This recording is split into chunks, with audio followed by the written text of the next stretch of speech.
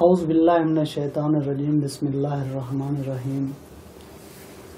ہم ایام فاطمیہ کے حوالے سے تمام مومنین کی خدمت میں تسلیت عرض کرتے ہیں۔ ایام فاطمیہ کی مناسبت سے چونکہ ایام فاطمیہ چل رہے ہیں، ہم نے قبلہ سیفی صاحب کو ضمانت دی ہے کہ قبلہ آپ ایام فاطمیہ کے حوالے سے بی بی کے موضوع پر روشنی ڈالیں۔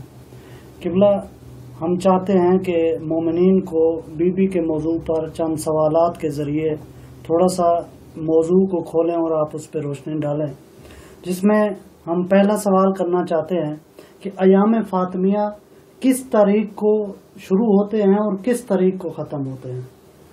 بسم اللہ الرحمن الرحیم۔ السلام علیک ایتھا الصدیقۃ الشہیدہ۔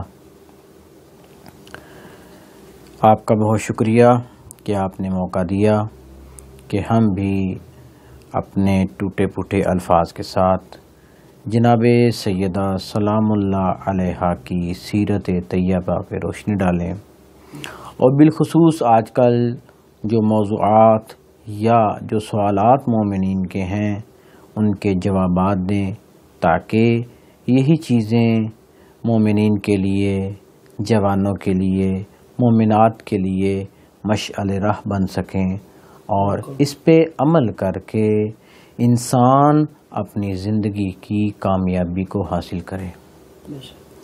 ایام فاطمیہ جس طرح کہ آپ کو معلوم ہے کہ جناب سیدہ سلام اللہ علیہا کا روز شہادت، اس کے بارے میں دو روایات ہیں۔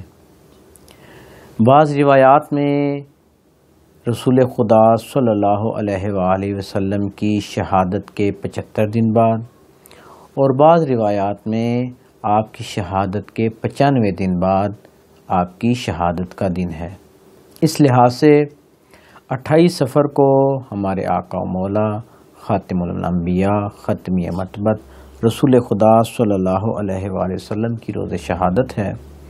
اس اعتبار سے اگر دیکھا جائے تو جو 75 دن والی روایت ہے، اس اعتبار سے آپ جناب سیدہ سلام اللہ علیہا کا روز شہادت 13 جمادی الاول کو ہے۔ لیکن اگر دوسری روایت کو دیکھا جائے جو کہ زیادہ معروف ہے، زیادہ مشہور ہے، وہ ہے 3 جمادی ثانی کی، یعنی آپ رسول خدا کی شہادت کے 95 دن بعد شہید ہوئیں۔ اس اعتبار سے 13 جمادی الاول سے لے کے 3 جمادی ثانی تک یہ جو 20 دن ہیں، ان 20 دنوں کو ایام فاطمیہ کہا جاتا ہے۔ کیوں؟ چونکہ 2 روایتیں ہیں جس میں دونوں دن ذکر کیے گئے ہیں۔ جی بالکل۔ قبلہ ہمارا جو اگلا سوال ہے جو ہم سے پوچھا بھی جاتا ہے کہ ایام فاطمیہ میں خوشی یا شادی کی محفل منائی جا سکتی ہے؟ یہ بہت اہم سوال ہے جو آپ نے کیا ہے، کافی لوگ سوال کرتے ہیں۔ میں پچھلے سال ایام فاطمیہ میں جب یہاں موجود تھا تو رہبر معظم انقلاب حضرت آیت اللہ العظمیٰ سید علی خامنہئی مدعی اللہ العالی، اور اسی طرح آیت اللہ العظمیٰ مکارم شیرازی، ان دونوں کے بیانات میں نے ایام فاطمیہ کے بارے میں سنے۔ جناب سیدہ کی سیرت کو بیان کر رہے تھے، اس کے ساتھ ہی انہوں نے اس چیز کو بیان کیا کہ یہ جو ایام فاطمیہ ہیں، حقیقت میں جو روایات ہیں وہ 2 طرح کی ہیں، ایک 75 دن کی اور ایک 95 دن کی۔ یعنی بعض روایات کہتی ہیں کہ 13 جمادی الاول کو شہادت ہے، اور بعض روایات کہتی ہیں کہ 3 جمادی ثانی کو شہادت ہے۔ اب یہ 13 ربیع الاول سے 3 جمادی ثانی تک 20 دن بنتے ہیں جن کو ایام فاطمیہ کہا جاتا ہے۔ سوال یہ ہے کہ ان 20 دنوں میں کیا ہم کوئی خوشی کی محفل کر سکتے ہیں؟ کیا ہم کوئی شادی کی تاریخ رکھ سکتے ہیں، یا کوئی بھی ایسی میں کوئی ہمیں شادی پہ بلاتا ہے، کیا ہم جا سکتے ہیں یا نہیں؟ تو اس بارے میں آقا خامنہئی مدعی اللہ العالی نے فرمایا کہ جو 2 دن شہادت کے دن ہیں، 13 جمادی الاول اور 3 جمادی ثانی، ان دنوں میں 2 دنوں میں کوئی خوشی کی محفل نہیں کرنی چاہیے۔ آقا مکارم فرماتے ہیں ہاں آپ اس طرح کر لیں کہ 3 دن نگارہ کر لیں، مثلا 13، 14، 15، ان 3 دنوں میں خوشی کی محفل نہ رکھیں۔ اس طرح جمادی ثانی کی 1، 2، 3، ان 3 دنوں میں آپ کو خوشی کی محفل نہ رکھیں۔ اس کے علاوہ جو درمیانی دن ہے، ہاں اس میں آپ خوشی کی محفل رکھ سکتے ہیں، یا کوئی ایک ایسی محفل جو خوشی کی محفل ہو، آپ کو کوئی دعوت دے، آپ اس میں شرکت کر سکتے ہیں۔ شرط یہ ہے کہ اس میں اسراف نہ ہو، شرط یہ ہے کہ اس محفل میں کوئی حرام کام نہ ہو، شرط یہ ہے کہ وہ محفل اللہ تعالیٰ، انبیاء معصومین اور ائمہ معصومین علیہم السلام کی سیرت طیبہ کے مطابق ہم اس کو گزاریں۔ بس یہاں پہ واضح یہ ہو گیا کہ بالخصوص جو شہادت کے ایام ہیں 13 جمادی الاول اور 3 جمادی ثانی، ان 2 دنوں میں آپ کسی خوشی کی محفل کو برپا نہیں کر سکتے۔ بلکہ میں آپ کو بتاؤں، آپ کو تو پتہ ہے کہ ہمارے ہندوستان اور پاکستان میں خود جمادی الاول کے مہینے میں امام سجاد علیہ السلام کی ولادت بسعادت کو منایا جاتا ہے۔ ادھر ہم یہ دیکھیں، ادھر سے معصوم کا فرمان ہے ہمارے لیے کہ ہماری خوشی میں خوش ہو، ہماری غمی میں غمگین ہو۔ اگر فرض کریں یہ جو روایت موجود ہے اس کو بھی معتبر جانا جائے کہ جمادی الاول میں امام سجاد علیہ السلام کی ولادت ہے، تو یقینی طور پر ہمیں اس دن خوشی منانی پڑے گی۔ لہٰذا ایام فاطمیہ میں مخصوص 2 دن 13 جمادی الاول یا 3 جمادی ثانی یا ایک دن بڑھا لے ان کو، اس میں خوشی کی محفل نہیں کرنی چاہیے۔ لیکن اس کے علاوہ جو درمیانی دن ہیں ان میں آپ کوئی بھی خوشی کی محفل کر سکتے ہیں، بشرطے کہ محفل میں لہو و لعب نہ ہو، محفل میں کوئی حرام کام نہ ہو، شریعت کے مطابق خوشی کی محفل ہو۔ ہمارا جو اگلا سوال ہے یہ کہ باقی بھی ایام غم کے ایام ہوتے ہیں، لیکن ایام فاطمیہ منانے پر اتنی تاکید کیوں کی گئی ہے؟ یہ بہت اہم سوال کیا، اور اس سوال کی طرف، اس کے سوال کے جواب کی طرف کافی مجتہدین عظام نے، علماء کرام نے توجہ دی۔ بالخصوص جو آج کل یہ ایام فاطمیہ بہت زیادہ پر رونق ہیں، اس کی کیا وجہ ہے، کیوں اتنا ان کو منانے کی تاکید کی گئی؟ تو یہاں پہ علماء نے، مجتہدین نے جواب دیا ہے کہ جس طرح لوگ غدیر کو بھول گئے ہیں، جس طرح لوگ غدیر کو بھول گئے ہیں، ہم نہیں چاہتے کہ لوگ اسی طرح جناب سیدہ کی مظلومیت کو بھول جائیں۔ بس جو تاریخ جو حقیقت میں ہوتی ہے، ستم ظریفی تاریخ یہ ہے کہ مثلا میں ایک مثال کے ذریعے انتہائی اختصار کے ساتھ آپ کو بیان کروں کہ ہمارے رسول خدا صلی اللہ علیہ وآلہ وسلم کی پہلی زوجہ مبارکہ جناب حضرت خدیجہ الکبریٰ ہیں۔ اس کے علاوہ دوسری ازواج بھی ہیں، لیکن تاریخ کی ستم ظریفی دیکھیں کہ تاریخ میں جناب خدیجہ سے بہت کم روایات ملتی ہیں۔ حالانکہ جب جناب خدیجہ زوجہ رسول تھیں اس وقت کوئی اور بیوی نہیں تھی، لیکن تاریخ کی ستم ظریفی، تاریخ کا ظلم یہ ہے کہ جناب خدیجہ سے بہت شاذ و نادر ہمیں کوئی روایت ملتی ہے، جبکہ دوسری ازواج سے بہت زیادہ روایات موجود ہیں۔ یعنی تاریخ کا یہ ستم ظریفی، تاریخ کا یہ ظلم ہے کہ جس طرح لوگوں نے غدیر کو بھلا دیا جبکہ اتنا مجمع موجود تھا، تو ایام فاطمیہ کو اس لیے پر رونق کیا گیا، اس لیے تاکید کی گئی کہ خدا نخواستہ لوگ یہ بھی غدیر کی طرح بھلا نہ دیں۔ اسی لیے علماء کرام نے اس کو عاشور کی طرح منانے کی تاکید کی ہے کہ جس طرح عاشور میں آپ مجالس برپا کرتے ہیں، جلوس اذاں نکالتے ہیں، اسی طرح ایام فاطمیہ کو بھی آپ اپنے گھر میں مجالس برپا کریں، جلوس اذاں نکالیں، تاکہ یہ بھی لوگ بھول نہ جائیں۔ ماشاءاللہ، یعنی بہترین انداز میں آپ مومنین کے لیے جواب دے رہے ہیں، سلامت رہے۔ تو آگے ہمارا یہ سوال ہوتا ہے ہم سے کہ جناب سیدہ اپنے شوہر کے لیے کیسے نمونہ عمل تھی، اور رسول خدا کو مولا علی علیہ السلام نے اس بارے میں کیا کہا؟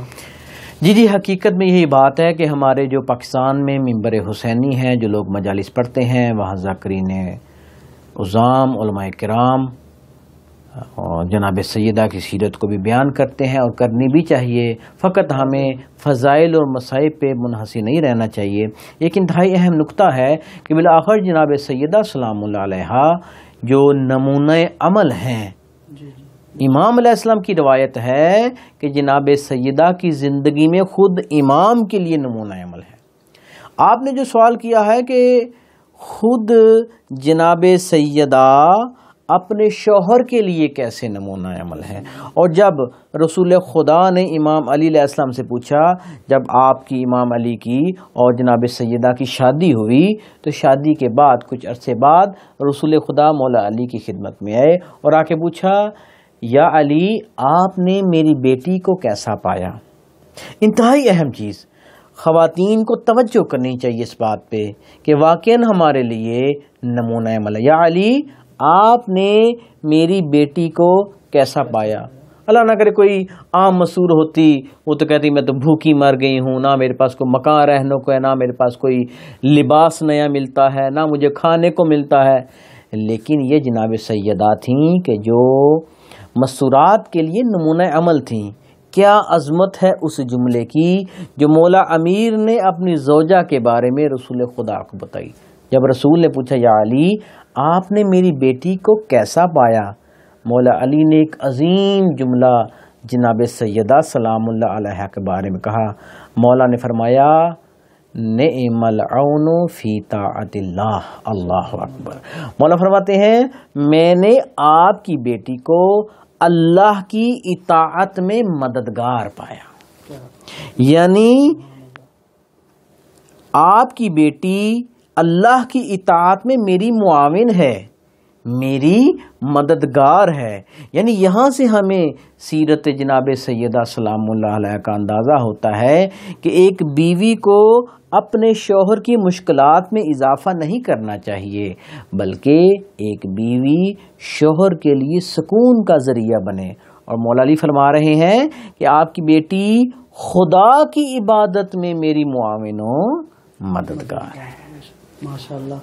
قبلہ آگے والا جو سوال ہے ہمارا، یعنی آج کی دور کے مطابق ہے، مطلب سوال یہ ہے کہ جناب سیدہ بیٹی، بیوی اور ماں کے لیے کیسے نمونہ عمل ہے؟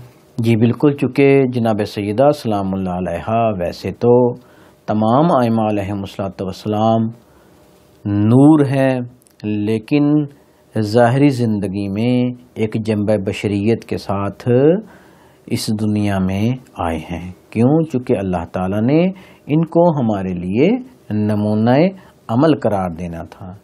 دیکھیں جناب سیدہ بیٹی کے لیے نمونہ عمل ہیں، اس طرح کہ جناب سیدہ اپنے والد کے ساتھ اس طرح زندگی گزاری کہ ان کے والد محترم رسول خدا کو کہنا پڑا فاطمہ تو ام ابیہا، کہ بیٹی ہوتے ہوئے فاطمہ اپنے باپ کی ماں ہے، یعنی بیٹی ہوتے ہوئے بیٹی کا بھی کردار ادا کیا اور رسول خدا کو ان کی والدہ کا بھی کردار ادا کر کے دکھایا۔